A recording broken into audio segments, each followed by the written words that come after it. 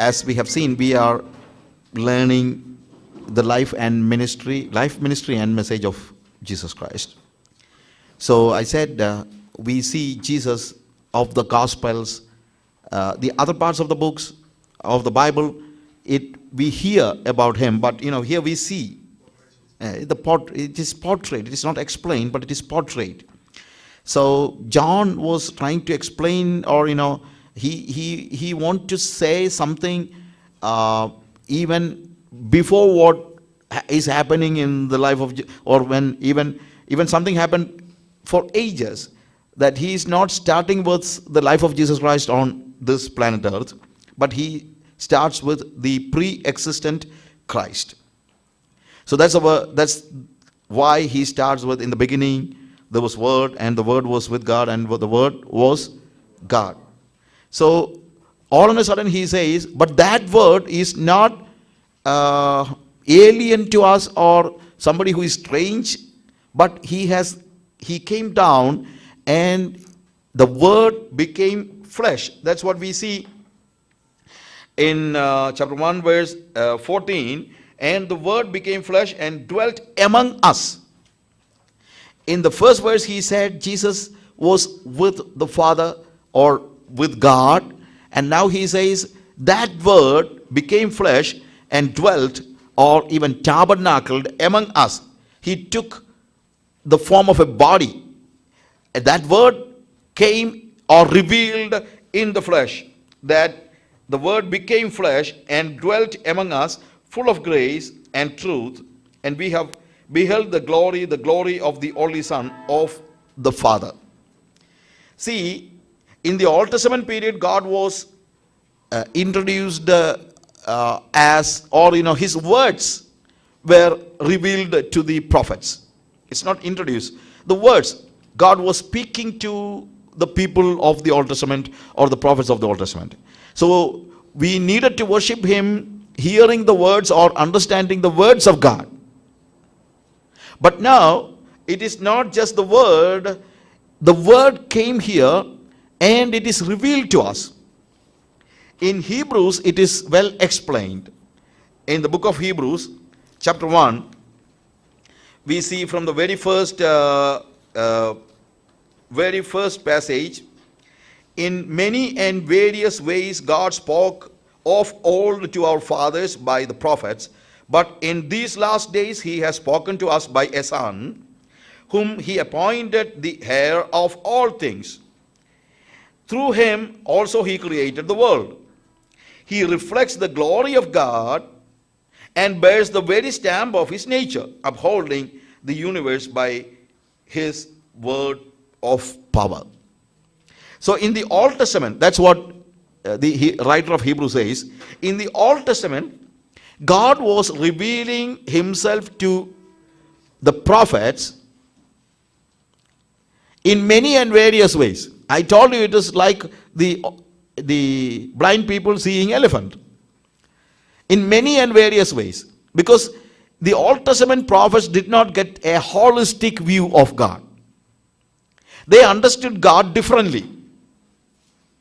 It doesn't mean that sometimes people think that the Old Testament God was different and he was a cruel God, and in New Testament, God became, a lot of changes happened to God and he is a loving God. Don't think like that, because God cannot be changed and he cannot deny himself, and there is no difference between the Old Testament God and the New Testament God, but it is only the understanding of the people.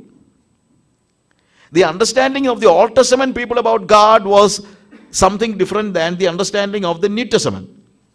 But why that big difference happened in the revelation?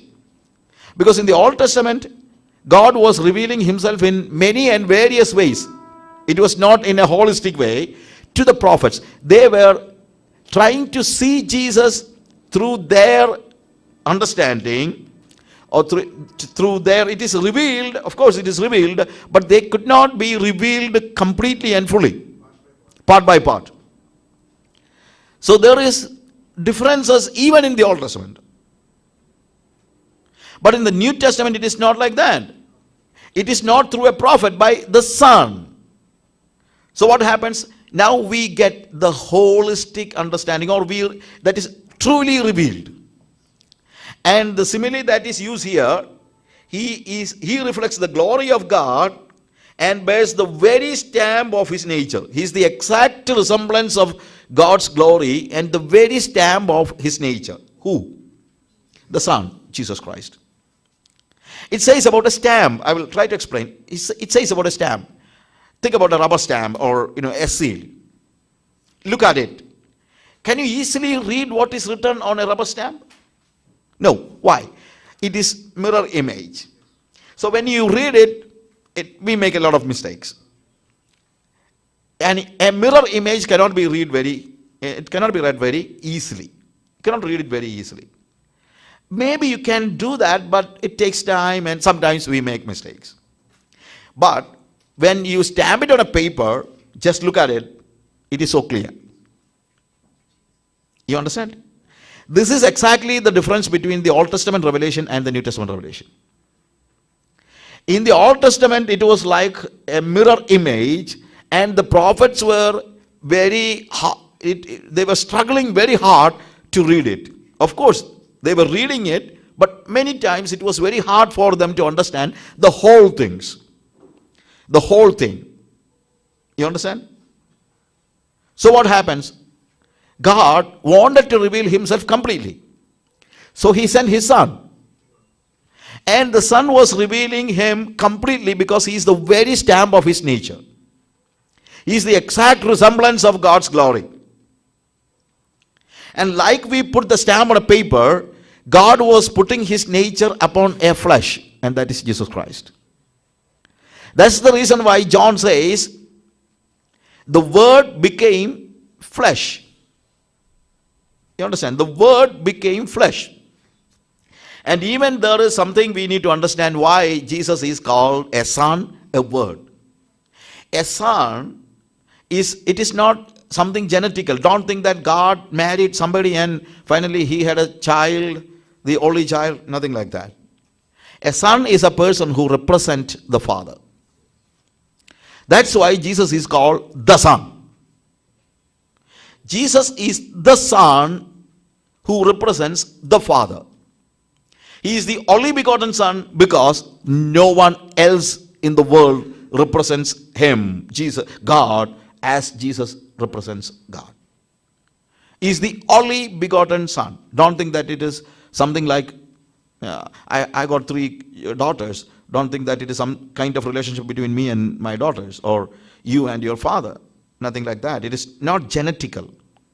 It is qualitative.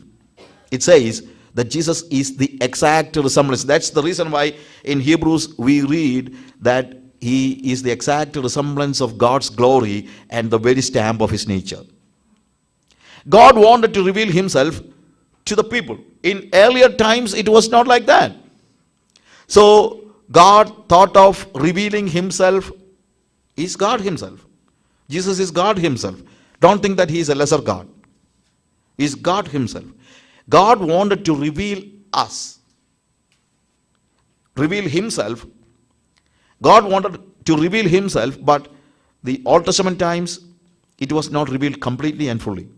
But now, it is total, it is holistic, it is clear. So it is like putting a stamp on a paper. You get me, my friends? So, he is the Word. Why the Word? This is where we need to know many of the heresies do not believe that God and Jesus are the same. Sometimes people think there are 3 gods. No, there are no 3 gods. It's only one God. It's the triune God. We call it triune God. That means 3 facets we see, but it is not 3 gods. I'll try to explain it. But Jesus, even in Colossians chapter 2, verse 9, Colossians chapter 2, verse 9, the same thing is said there. For in him the whole fullness of the deity dwells bodily. About Jesus, Paul says, in him the whole fullness of the deity dwells bodily. That's why John says, the Word became flesh and dwelt among us. Paul says, the whole deity dwelt in bodily form. You understand? And Hebrews, the book of Hebrews says, he is the exact resemblance of God's glory and the very stamp of his nature. It is a revelation. It is revealed. And he was pre-existent. Don't think that when Mary was conceiving Jesus, Jesus was born. No, he was pre-existent. Not even, sometimes when some like Jehovah's Witness, they say, what? God, there was one God, that is Jehovah, and finally Jehovah thought of creating another God, and he is Jesus Christ, and he created the other things. This is a wrong understanding, because I have met many of those people, and I had a chance to talk to them very friendly, but at the same time very boldly. You need to talk to them friendly and boldly. You understand? We are not supposed to quarrel with them and make a lot of noise with them, but be friendly, but at the same time be boldly. So they were saying about, I was trying to explain what was happening, or why even John was saying, in the beginning was the Word, and the Word was with God, and the Word was God. Why the term Word is used? It's because it is Jesus, the second personality. Maybe there's a difference between personality and persona, but I will try to explain it later. But this is the second personality of God. It is Jesus who is revealed to mankind. But why Word? How do you express yourself? Tell me. It is through Word. When you want to express yourself, you are using words. Am I right? Okay? That's the reason why John says he was the Word. Because as we have different faculties, like I have my mind, I have my heart, and I have the whole being. My mind and my heart means it's not just, when we say heart, it is not the instrument that pumps the blood. But when we say heart, it's our emotions, it's our love, everything. And our mind, it doesn't mean that it is the brain, but the thoughts and everything. So, those people who once came to me, they were asking, how can you say that God is the same? Because they speak each other, even, Jesus was calling him Father, and how can you say that they are same people? I said it is possible. It's possible. We speak to our mind many times, right? Sometimes that's where we call it soliloquy. Soliloquy means, what is it? Soliloquy is speaking to ourselves. Speaking to ourselves. So when there is some kind of, many times we speak to ourselves. We communicate with ourselves. We talk to ourselves. And we have emotions. And the Word is the expression of our mind. What is the reality? The reality is God. It is some kind of philosophical explanation of the deity of God. Especially John was trying to explain it to the people, the Greek people who believed in the teachings of Plato and Aristotle and people like them.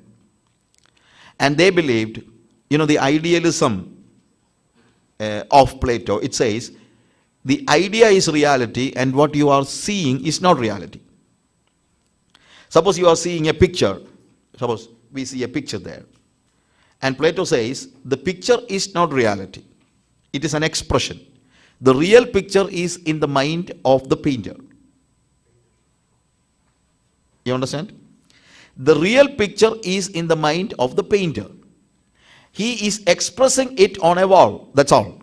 This is not the reality. The reality is The reality lies in the mind of the painter. Likewise, when we express a word, the word is the mind.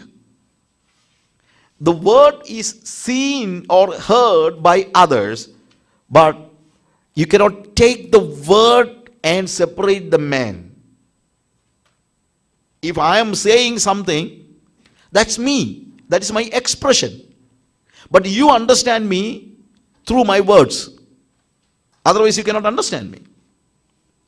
Likewise, God is trying to reveal himself through the word which was incarnated on a flesh. The mind of God is explained through Jesus Christ. You get me, my friends? That's why Jesus is the revelation of God. It is not exactly, in fact, the word incarnation is used, but the better word is revelation. Jesus is the revelation of God. Because if Jesus was not revealed himself on a flesh, we would never know what kind of God we have. Because all we knew was in the words of the prophets who saw God in different ways. But now there is no need because we have Jesus. Now we know who God is. Because Jesus has revealed himself to us. And Jesus is God. He is God himself. He is not a lesser God. He is the revelation of God. So in the beginning was the Word, and the Word was with God, and the Word was God. I have a mind of my own, and the mind is with me, and the mind is me. You understand? I cannot dichotomize my mind and me. I cannot take away my mind. You cannot take away my mind. If you take away my mind, then there is no existence for me, right? Likewise, you cannot dichotomize Jesus and Father. Father is Jesus and Jesus is Father. And that's the reason in John, it is clearly explained. When you have seen me, you have seen my Father. And even Jesus said, Father is abiding in me and does his work. It's not that Jesus was separated from God. No. It was, Father was there. So the pre-existent Christ, we need to understand the meaning. And Jesus is Jehovah himself. And the Jehovah's Witness sometimes, they said, no, Jesus never claimed to be God. He never claimed that he is God. No, he claimed many times. Even in John chapter 8, I was trying to explain them. In John chapter 8, what is happening. He was trying to speak to the people, Jewish people, and they were not ready to accept him. And they said, you have a demon. And chapter 8, verse 56 onwards, your father Abraham rejoiced that he was to see my day. He saw it and was glad. Jesus says. And then the Jews then said to him, you are not yet 50 years old, and have you seen Abraham?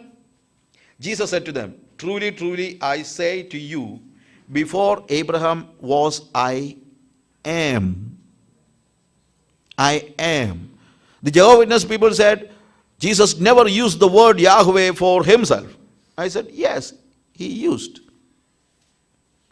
Because in the Old Testament, God was revealing himself as Yahweh to Moses. He said, Moses, you cannot compare me with somebody else. I am who I am. And it is said, Vayah, that means to be. In fact, Vayah, Yahweh means a God, somebody who is always is. You cannot say God was, God will be. No, God is. To him, it is always present tense. That's why we call him, I am who I am. No, I was, I will, nothing.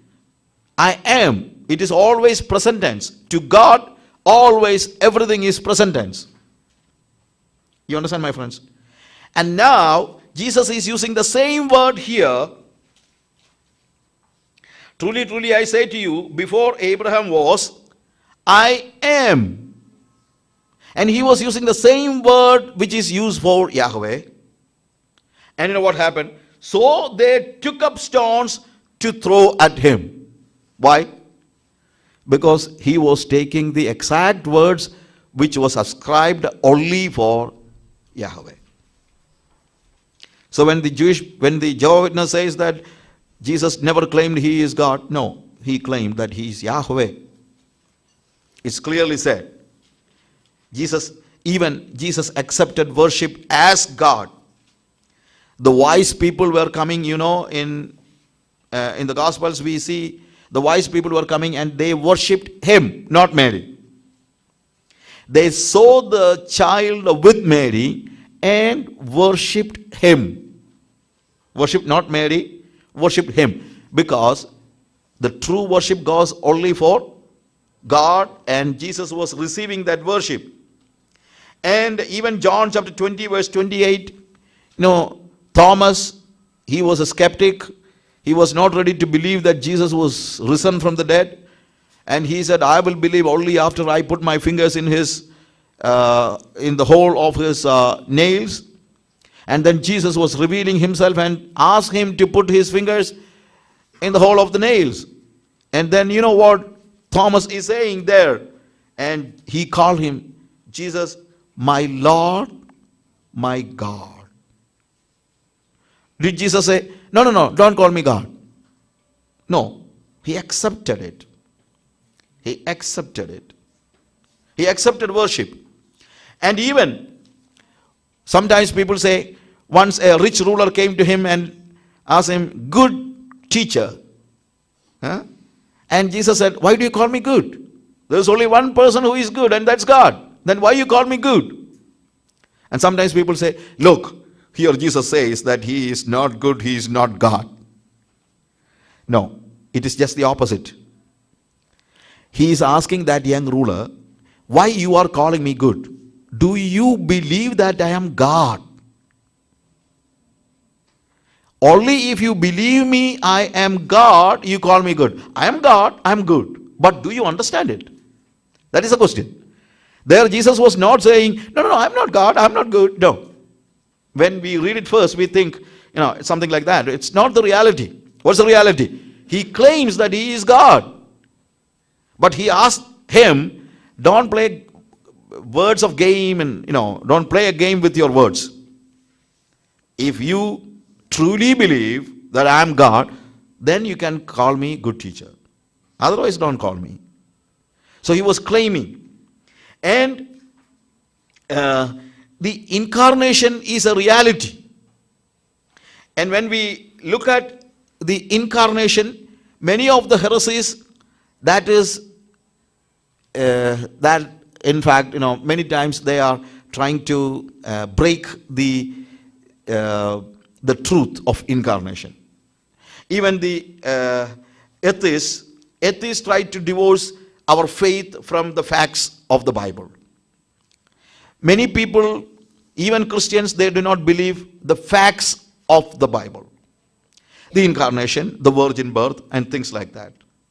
But even when the Christian leaders are trying to divorce the faith and the facts of the Bible.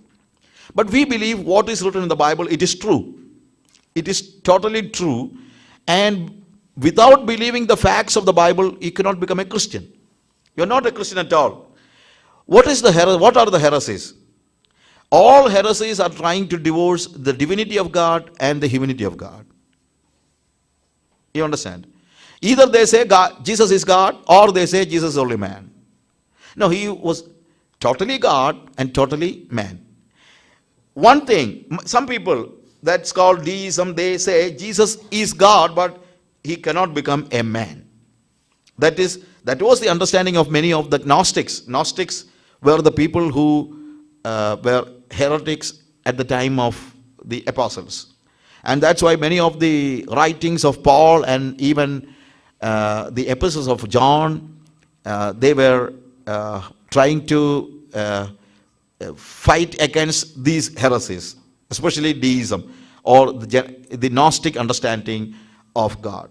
The Gnostics, the word gnosis is knowledge. Knowledge means it's not just the knowledge that we think, because there are different kind of knowledge. First, acquired knowledge. We have knowledge in the world, the worldly knowledge. And you can gain it. It is by learning you can gain knowledge. And the biblical kind of knowledge is not exactly the kind of knowledge we have. It is revelation. In the secular word, the opposite for knowledge, it is ignorance. Ignorance, knowledge. But the biblical understanding, the opposite for ignorance, it is not knowledge, it is revelation. Knowledge and ignorance, both these things are, maybe you say, in a secular way, this is opposite. But in biblical way, biblical understanding, the opposite word for ignorance, it is revelation.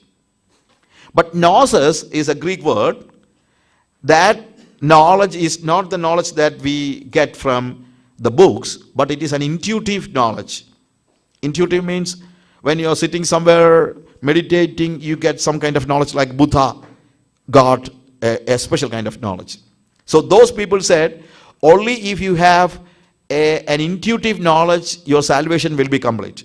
That's why they are called Gnostics. They believe in knowledge, and that knowledge is not the normal knowledge, but intuitive, or what do you say, give some kind of supernatural knowledge.